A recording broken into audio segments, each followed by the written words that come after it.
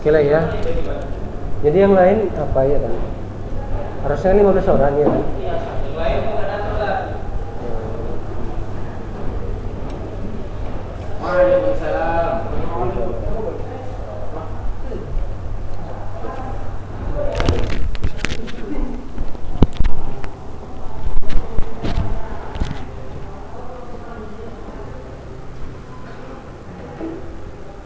Jadi 15 orang yang datang cuma berapa orang ini? 15 orang yang datang cuma berapa? 6 atau 7. 7 ya. Hah? Ya, udah, duduk lah di situ. Oke ya, ini udah kelas 12 ya kan. Jadi harus lebih dewasa lah ya kan. Dibanding kelas 10, kelas 12 itu kelas paling tinggi. Kelas paling tinggi ya kan. Harus lebih apa? Harus lebih dewasa. Oke, masuk Bang. Masuk kelas 12 harus lebih dewasa ya kan. Jadi kalian di rumah kemarin daring lah ya. Mana yang daring atau masuk luring?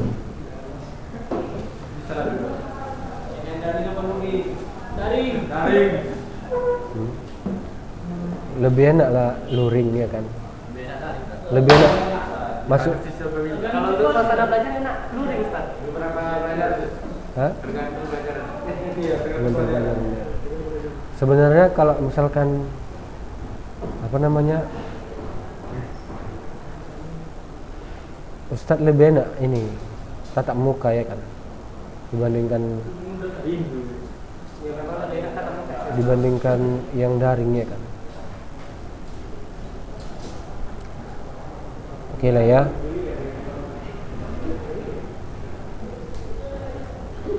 Oke, assalamualaikum warahmatullahi wabarakatuh.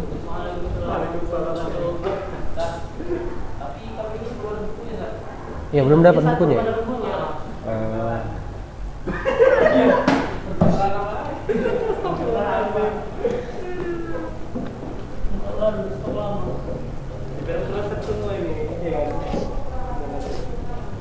Nanti tinggal berapa tahun lagi? Nggak terasa kan? Tinggal setahun lagi lah ya. Sampai setahun ya. Jadi buku kita seperti ini ya.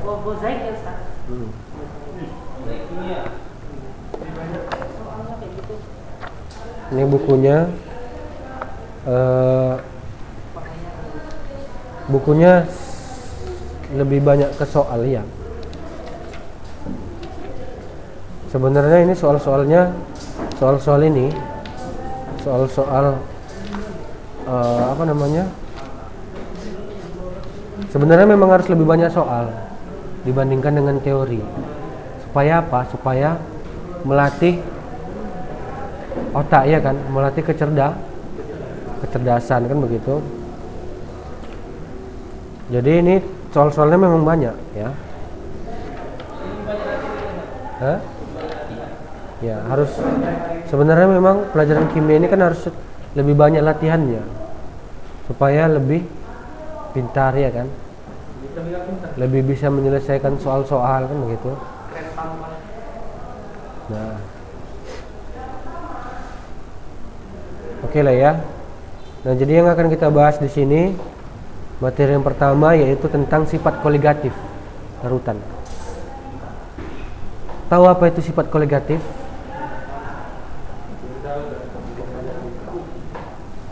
Sifat koligatif larutan.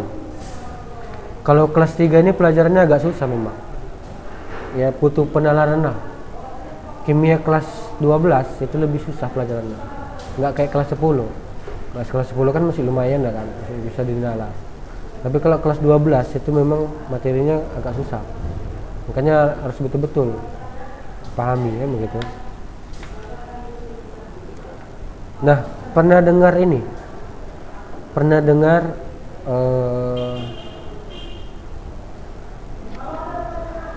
dengar titik didih larutan? Titik didih larutan. Iya, air berapa titik didihnya? Titik didih air berapa? Air itu mendidih pada suhu berapa? 100 ya kan, 100 derajat. Kalau misalkan air membeku pada suhu berapa? 0 derajat ya, 0 derajat. Kalau misalkan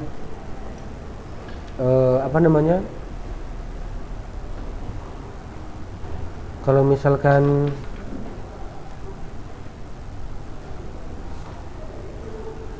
titik didih itu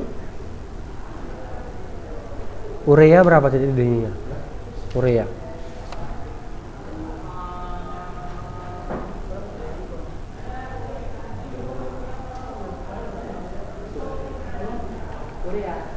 iya, titik didih urea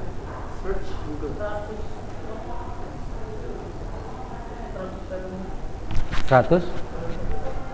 Nah, jadi itu akan kita pelajari ya di bab ini ya. Jadi sifat koligatif larutan itu artinya adalah ya sifat yang menggambarkan suatu larutan gitu ya. Nah, jadi di sini sifat koligatif larutan itu ada 4 ya. Yang pertama ada penurunan tekanan uap. Kemudian ada kenaikan titik didih, ada penurunan titik beku, ada tekanan osmosis ya. Nah, kalau misalkan penurunan tekanan uap itu bisa kita lihat ya. Contohnya misalkan ini.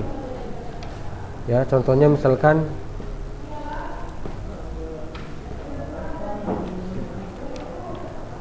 ini ya, contohnya misalkan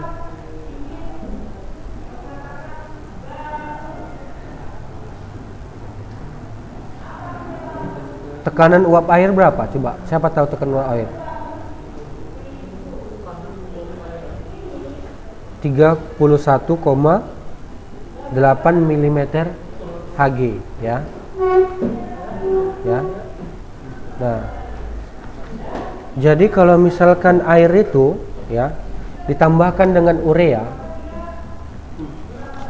misalkan air dicampurkan dengan urea, itu penurunan titik didihnya naik atau turun? Nah, titik didihnya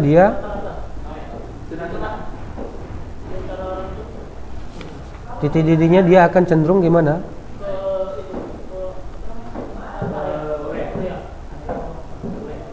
Titik didihnya dia cenderung turun ya, makanya dia disebut dengan penurunan tekanan uap.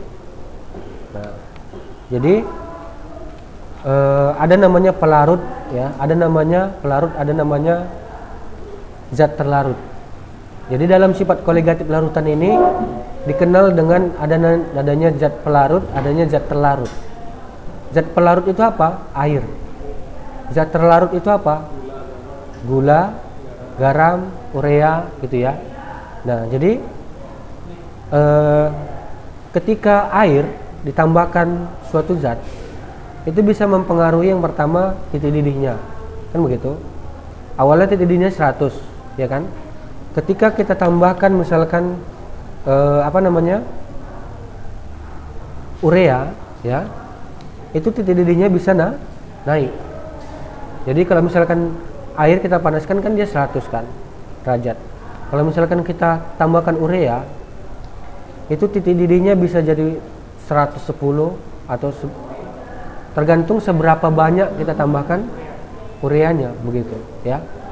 Jadi intinya ada zat pelarut, ada zat terlarut.